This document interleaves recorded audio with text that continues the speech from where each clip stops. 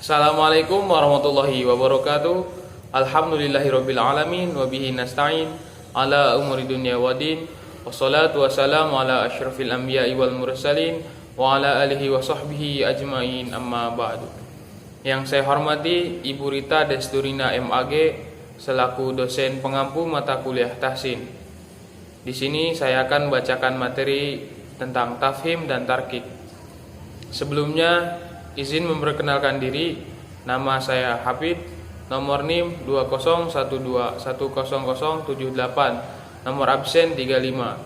Saya dari Fakultas Tarbiyah dan Keguruan, jurusan Pendidikan Agama Islam, semester 1 kelas PAIB.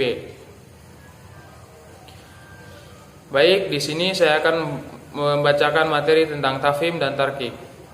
Tafhim ialah sifat ketebalan pada suatu huruf di mana ketika ia diucapkan, posisi rongga mulut dipenuhi oleh gema suaranya, seakan-akan dipenuhi makanan. Sedangkan sifat sebaliknya disebut yaitu tarkik. Tarkik yakni tipis, yang tentunya ketika ia diucapkan, posisi rongga mulut tanpa dipenuhi oleh gema suaranya.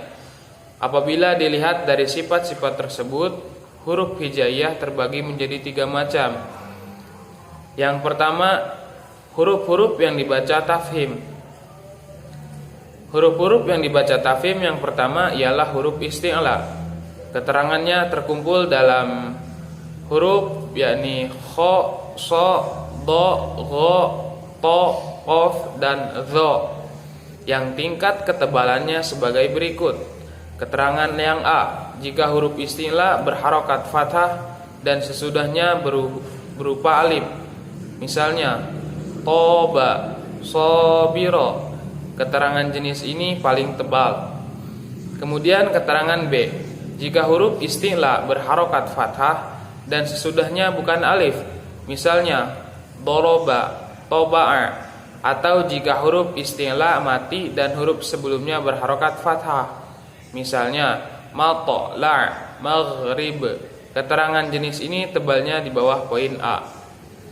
Keterangan C, jika huruf isti'la berharokat dhammah, misalnya duriba, tubi. Atau jika huruf isti'la mati dan huruf sebelumnya berharokat dhammah, misalnya wayut'imuna, muqamahuna. Keterangan jenis ini tebalnya di bawah poin B. Keterangan D, jika huruf isti'la berharokat kasroh, misalnya dukhilat, qismatun. Atau jika huruf isti'la mati dan huruf sebelumnya berharokat kasroh, misalnya ikhroja, it'amu. Keterangan jenis ini tebalnya di bawah poin C.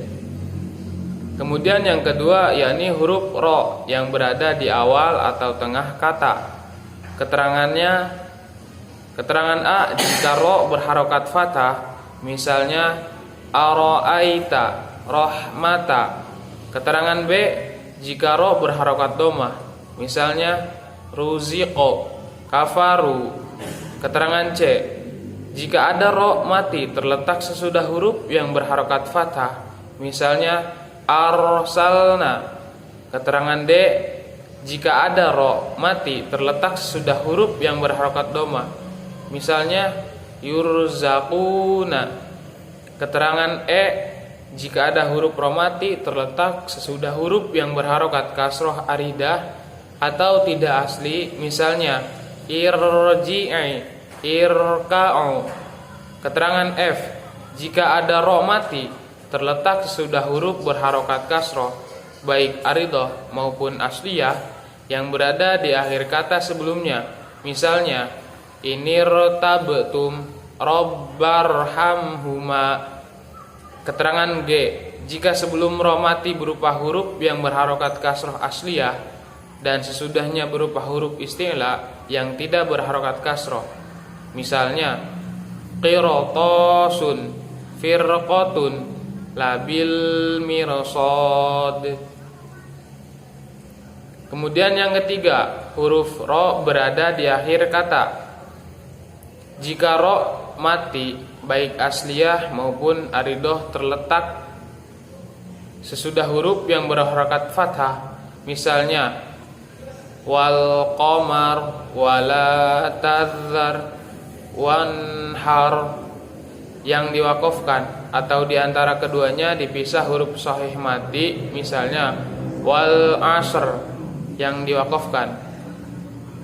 Keterangan B, sesudah alif, misalnya an-nar yang diwakafkan. Keterangan C, sesudah huruf yang berharokat dhammah, misalnya bin nuzur, wamur, wangzur yang diwakafkan, atau diantara keduanya dipisah huruf sahih mati, misalnya ma'al asri yang diwakafkan. Keterangan D, sesudah waw mati, misalnya fis sudur yang diwakafkan. Kemudian yang keempat, huruf lam atau lafaz Allah. Keterangan A, jika lafaz Allah dibaca dari permulaan, misalnya Allahus Somad. Keterangan B, jika lafaz Allah didahului huruf yang berharokat fathah, misalnya Huwallah. Keterangan C, jika lafaz Allah didahului huruf yang berharokat dhammah, misalnya Rasulullah. Yang kelima, huruf alif. Jika alif terletak sesudah huruf isti'la, misalnya qala.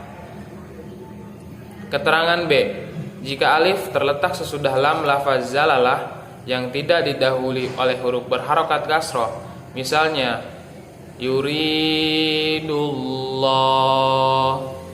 Keterangan C, jika alif terletak sesudah ro yang tidak dibaca al-imalah, misalnya walau tanaro.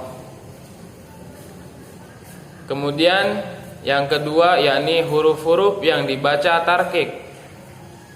Yang pertama, huruf istighfal. Keterangannya yaitu huruf hijaiyah selain huruf isti'la. Kemudian yang kedua, huruf ro yang berada di awal atau tengah kata. Keterangan A, jika ro berharokat kasroh, misalnya rijalan min amrina. Keterangan B, jika sebelum ro mati berupa huruf yang berharokat kasroh asliyah yang terletak di dalam satu kata. Keterangan biasa disebut kasroh mutasilah dan sesudahnya bukan huruf istilah, misalnya fir'auna. Kemudian yang ketiga, ro yang berada di akhir kata. Keterangan A, jika ro mati baik asli maupun aridi atau tidak asli sesudah huruf berharokat kasroh, misalnya fatahhair, fakabir, dan mudzakir, qudira yang diwakafkan, atau antara keduanya dipisah huruf sahih mati yang bukan huruf isti'la, misalnya wala bikr, dan kemudian diwakafkan. Keterangan B, jika ro mati atau aridi tidak asli sesudah ya mati, misalnya basir, khobir, wasulhu khair yang diwakafkan. Kemudian yang keempat, lam atau lafaz zalalah. Jika sebelum lafaz Allah didahului huruf yang berharokat kasroh, misalnya wa may yattaqillah. Yang kelima, huruf alif. Jika alif tidak terletak sesudah huruf isti'la atau tidak terletak sesudah lam lafaz Allah, misalnya la raiba. Kemudian yang ketiga, dapat dibaca tafhim atau tarkik. Dapat dibaca tafhim. Yang pertama, yakni huruf ro di tengah kata. Keterangannya, jika sebelum ro mati berupa huruf yang berharokat kasroh asliyah dan sesudahnya berupa huruf isti'la yang berharokat kasroh, misalnya kulli firq. Kemudian yang kedua, huruf ro di akhir kata. Jika akhir kata berupa huruf ro mati tidak asli dan huruf sebelumnya berupa huruf yang berharokat kasroh namun dipisah oleh huruf isti'la yang mati, ini hanya terdapat pada misr, ain, al-qitr ketika diwakafkan. Yang ketiga, idza yasr. Dalam surat Al-Fajr, an asr, dimanapun berada dalam Al-Quran. Fa asr, dimanapun berada dalam Al-Quran. Wa nuzur, ada 6 tempat di surah Al-Qamar. Keterangannya, ketika waqaf pada lafaz-lafaz ini, ilatnya hakikat sesudah huruf ro adalah berupa ya yang dibuang, yakni ya tidak aras. Keterangannya, ya pada lafaz idza yasr wan nuzur di dalam ilmu qiraat disebut ya zaidah. Mungkin hanya itu yang bisa saya sampaikan, kurang dan lebihnya mohon dimaafkan. Apabila ada yang salah mohon dimaafkan yang sebesar-besarnya. Wassalamualaikum warahmatullahi wabarakatuh.